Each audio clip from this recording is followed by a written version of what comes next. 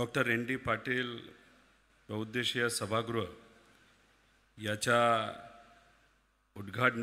उद्घाटनानिमित्त हा कार्यक्रम इथं ठेवला आणि या कार्यक्रमासाठी आवर्जून उपस्थित असणारे आपल्या राज्याचे उपमुख्यमंत्री अजितदादा तसंच मंत्री उच्च व तंत्रशिक्षण या जिल्ह्याचे पालकमंत्री चंद्रकांत दादा ज्यांनी आत्ताच आपल्या सर्वांना मार्गदर्शन केलं असे रामशेठजी ठाकूर, त्याच्याचबरोबर आमच्या सर्वांचे मार्गदर्शक ज्येष्ठ नेते या परिसराचे लाडके आमदार जयंतरावजी पाटील साहेब, त्याच्याचबरोबर ज्यांनी सुरुवातीला मार्गदर्शन केलं असे आशिषजी देशमुख साहेब, अशोकजी काकडे, संदीपजी गुगे, ज्यांनी आपल्या सर्वांना या ठिकाणी बोलावलं अशा आपल्या सर्वांच्याच लाडक्या माई, त्याच्याचबरोबर संगीता काकी, प्रशांत काका, सुनील भाऊ पाटील, ॲडव्होकेट एन.आर. पाटील, उपस्थित असणारे सर्वच नेते, पदाधिकारी, सामाजिक कार्यकर्ते, पत्रकार, या परिसरामध्ये असणारे सर्व प्रतिष्ठित व या राज्याचं आणि देशाचं भविष्य म्हणजे आमचे सर्व युवा वर्ग, बंधू आणि भगिनींनो, आज आर आबांची जयंती. मी मनापासून आपल्या सर्वांना आबांच्या जयंतीनिमित्त शुभेच्छा देतो. आज जन्माष्टमीसुद्धा या दिवसाच्या पवित्र दिवसाच्या आपल्या सर्वांना मी शुभेच्छा देतो. हे जर व्यासपीठ आपण सर्वांनी बघितलं तर अनेक दिग्गज नेते या व्यासपीठावर आहेत. क्रिकेटच्या भाषेत बोलायचं झालं तर अनेक राजकारणातले मोठे मोठे खेळाडू या व्यासपीठावर बसलेले आहेत. अजितदादांच्या बाबतीत बोलायचं झालं आणि बॉलिंगच्या स्टाईलमध्ये बोलायचं झालं तर दादा यॉर्कर टाकणारे आहेत, फास्ट बॉलर आहेत. त्यांच्या स्पीडचं काही प्रमाणात बॅट्समनला भीती वाटते. चंद्रकांत दादा इथं आहेत, कधी बॅटिंग करतात, कधी बॉलिंग करतात, पण मीडियम पेस बॉलर आहेत, पण बॉलिंग पण चांगली टाकत असतात. जयंत पाटील साहेबांच्या बाबतीत बोलायचं झालं, कधी ऑफ स्पिन टाकतात, कधी लेग स्पिन टाकतात, कधी गुगली टाकतात आणि कधी कधी बॉल हातातच असतो, पण आम्हाला बॅट्समनला असं वाटतं की बॉलिंगसुद्धा तिथं टाकली. अतिशय दिग्गज असे नेते या व्यासपीठावर आहे आणि या व्यासपीठावर आमच्यासारखे नवखे खेळाडू, वयाली कमी, बॅट हातात, एवढे मोठे खेळाडू आपल्याला बॉलिंग टाकतायत.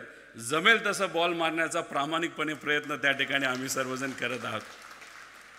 नेत्यांबद्दल बोलायचं झालं तर या पवित्र भूमीने अनेक मोठे नेते या देशाला आणि राज्याला दिले.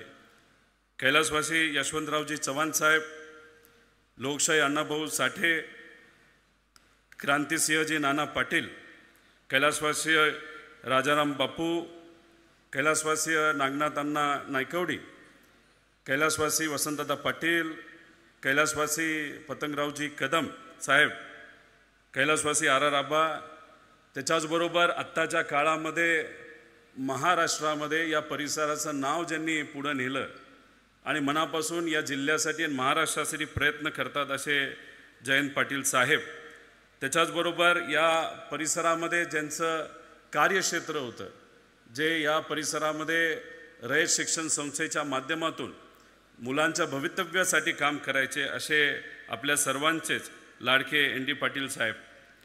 आपण तसं बघितलं तर या ज्या सर्व संस्था आहेत, या संस्था अतिशय महत्त्वाच्या संस्था आहेत.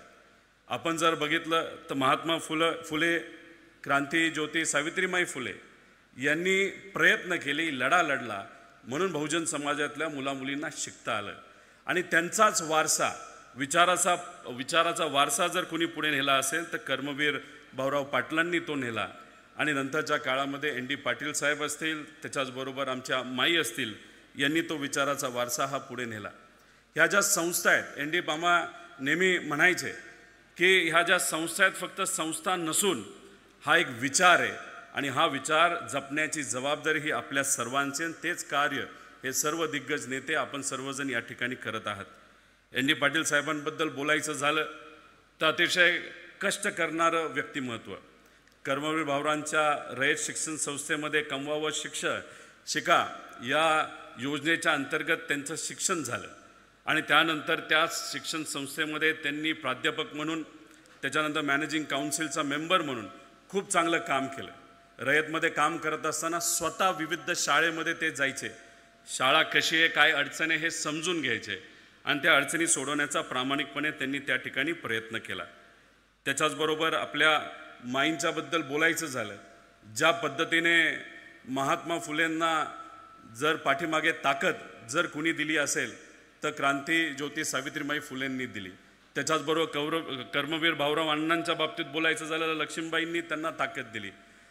त्यांचाच वारसा, विचाराचा वारसा पुढे घेऊन जात असताना आमच्या माईंनी ND पाटील साहेबांच्या पाठीमागे भक्कमपणे उभं राहून राजकारण, समाजकारण, शैक्षणिक संस्थेमध्ये खूप असे मोलाचं काम तिथं त्या ठिकाणी केलेलं आहे आणि त्याचा अभिमान हा आम्हा सर्वांना आहे. ND पाटील साहेबांच्या राजकारणाच्या बाबतीत बोलायचं झालं तर त्यांचं कार्य हे खूप मोठं आहे. कदाचित 18 वर्ष ते आमदार होते, मंत्री होते, त्याच्याचबरोबर शेकाप या पक्षाचे प्रमुख नेते होते आणि जेव्हा केव्हा आमदार असायचं त्यांचं भाषण जेव्हा विधिमंडळामध्ये व्हायचं तेव्हा सर्व पत्रकार, नेते, मंत्री हे सर्व आवर्जून ते भाषण ऐकण्यासाठी तिथं येत होते. कारण त्यांच्या भाषणामध्ये फक्त बोलायचं म्हणून काही मुद्दे नव्हते, त्यांच्या भाषणामध्ये अभ्यासू मुद्दे असायचे आणि त्या मुद्द्याच्या माध्यमातून या राज्याचा खऱ्या अर्थाने विकास हा झाला असता. जेव्हा केव्हा आम्ही त्यांना भेटलोय तेव्हा त्यांच्या हातामध्ये एक पुस्तक नेहमी बघितलेलं आहे आणि असं म्हणलं जातं की त्यांच्या हातामध्ये एकदा एक पुस्तक आलं, सकाळी जर पुस्तक सुरू केलं तर संध्याकाळपर्यंत ते पुस्तक संपून जायचं, एवढं त्यांना वाचण्याची आवड होती. आदरणीय पवार साहेबांनी, ND पाटील साहेबांनी एकत्रित काम केलं आहे. कदाचित माईच योग्य पद्धतीने सांगू शकतील, पण जेव्हा केव्हा राजकीय दृष्टिकोनातून ND पाटील साहेब बोलायचे तेव्हा बहुतांश वेळेस पवार साहेबांबद्दल त्यांनी टीकाच केली असावी, पण ती टीका करत असताना ती सकारात्मक टीका असायची. आजच्या काळासारखी खालच्या लेवलला जाऊन टीका कुणी तिथं करत नव्हतं आणि मग ते टीका करायचे. पण जेव्हा केव्हा एखादा चांगला कौटुंबिक विषय असेल, सामाजिक विषय असेल, ते दोघं एकत्रित यायचे. नेहमी ते म्हणायचे की राजकारणामध्ये आम्ही टीका करत असलो तरी कुटुंब म्हणून आम्ही एकत्रित आहोत आणि समाजकारणामध्ये काम करणारे दोन दिग्गज म्हणून आम्ही एकत्रित राहून काहीतरी सकारात्मक करण्याचा विचार तिथं करत असतो, असं ND पाटील साहेब तिथं म्हणायचे.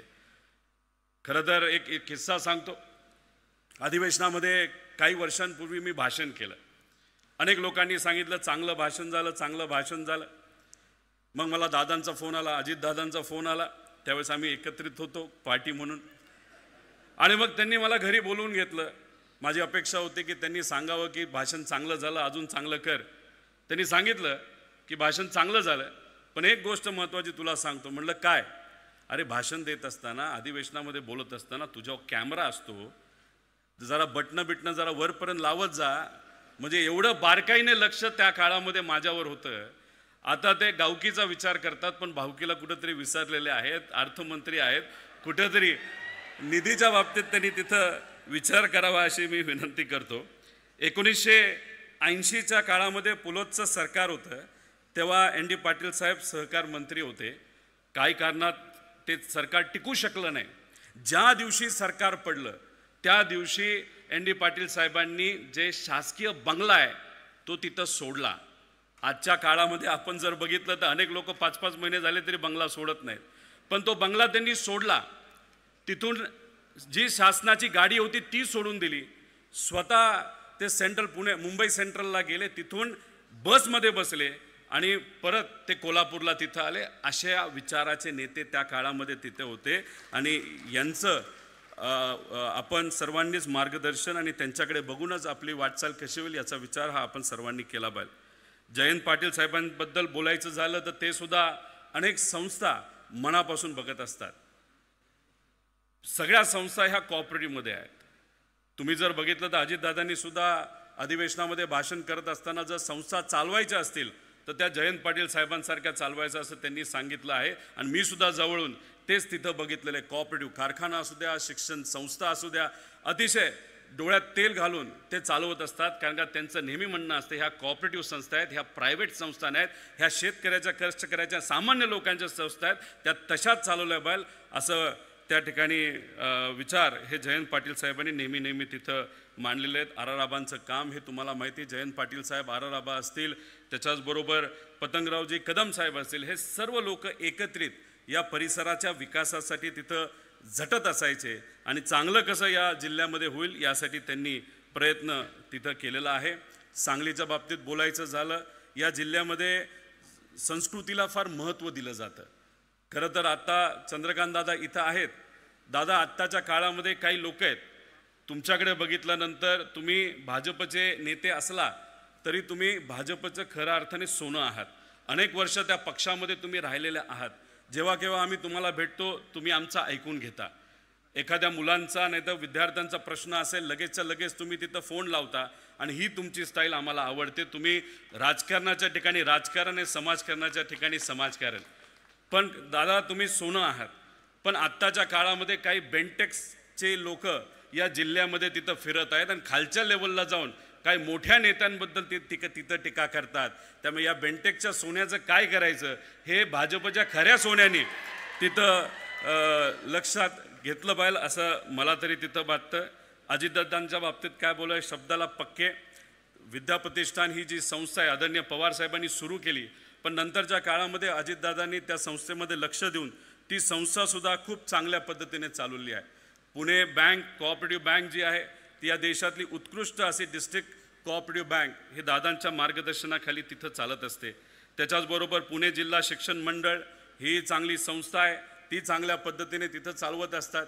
जसं माईंनी मगाशी सांगितलं, जे खरे ते खरे आणि हा माझा स्वभाव, जे चांगले ते चांगले, जे वाईट आहे वाईट, हे इथं बोलून दाखवायचा मी प्रयत्न करतो. शेवटच्या 2 मिनिटांमध्ये मला फक्त एवढंच सांगायचं आहे, जेव्हा केव्हा माई सांगतात की आपल्याला हे करायचं आहे, कारण माईंची तळमळ ही आम्हा सगळ्यांना माहिती आहे. माई प्रामाणिकपणे संस्थेसाठी प्रयत्न करत असतात. ज्याला केला विनंती करता येईल ते विनंती करत असतात. मगाशी माईंनी सांगितलं की ही जी बिल्डिंग आहे आपल्याला लवकरात लवकर बांधायची आहे. माई, माझा 40वा वाढदिवस पुढच्या महिन्यामध्ये येत आहे. मी खूप मोठा नाही, पण एक तुम्हाला सांगतो, माझ्याकडनं एक सेवा म्हणून 40 लाख रुपये या आपल्या या बिल्डिंगसाठी तिथं मी देत आहे, फक्त सेवा म्हणून.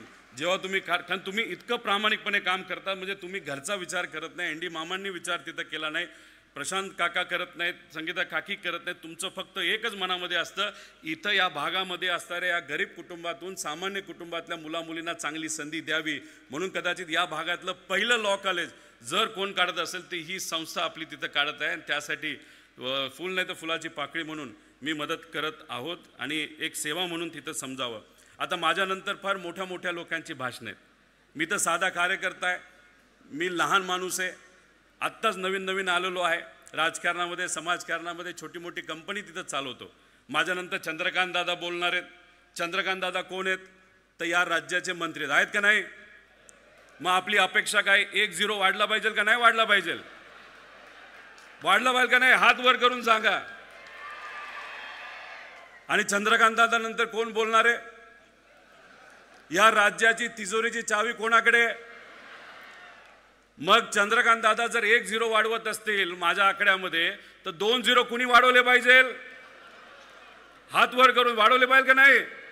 आता ते काय बोलतील मला सांगता येणार नाही, पण मला बोलण्याची संधी मिळाली. जे मनात होतं ते त्या ठिकाणी मी बोलून दाखवलं. पण ही जी संस्था आहे खऱ्या अर्थाने हिरा आहे आणि या संस्थेना जे कुणी ठाकूर साहेब तर नेहमी प्रयत्न करतात. 110 कोटीपेक्षा जास्त रुपयाची सेवा ठाकूर साहेबांनी या रयत संस्थेसाठी दिलेली आणि आज तुमच्या सर्वांच्या उपस्थितीमध्ये 1 कोटीचा निधी या संस्थेसाठी म्हणजे तुमच्या भवितव्यासाठी त्यांनी तिथं दिलेला आहे. आणि याच्यानंतरचे नेते सुद्धा मोठ्या प्रमाणात आर्थिक मदत या संस्थेला देतील असा विश्वास इथं व्यक्त करतो. आणि असंच सुंदर काम या संस्थेच्या माध्यमातून चालत राहावं आणि त्यासाठी आमच्यासारख्या कार्यकर्त्याला सुद्धा जिथं कुठं जमेल तिथं सेवा देता यावी असा विश्वास या ठिकाणी व्यक्त करतो. आपण सर्वजण एवढ्या मोठ्या संख्येने आलात, माझा आदर तिथं इथं केला, माझा सत्कार इथं केला, त्यासाठी मी मनापासून माईंचे सर्वांचेच या ठिकाणी आभार व्यक्त करतो आणि थांबतो. जय हिंद, जय महाराष्ट्र, जय रयत. धन्यवाद आमदार दादा. दादांच्या मनोगतानंतर